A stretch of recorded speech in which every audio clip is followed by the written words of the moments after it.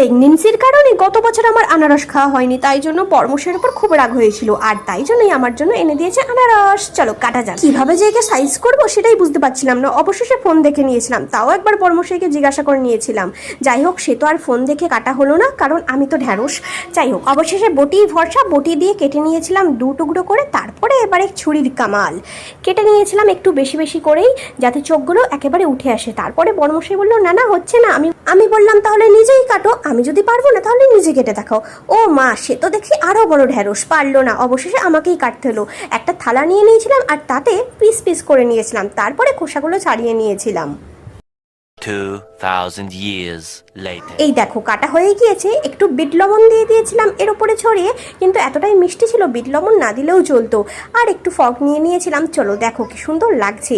যাই হোক, মরশুমের প্রথম আনারস বেশ ভালো লাগছিল। চলো এবার খেয়ে দেখা যাক কেমন লাগছে। মনে তো হচ্ছে ভালোই লাগবে। উফ, যা খেতে লাগছে না, দারুণ লেগেছে। আচ্ছা, তোমাদের কেমন লাগে আনারস একটু কমেন্টে জানাও না গো।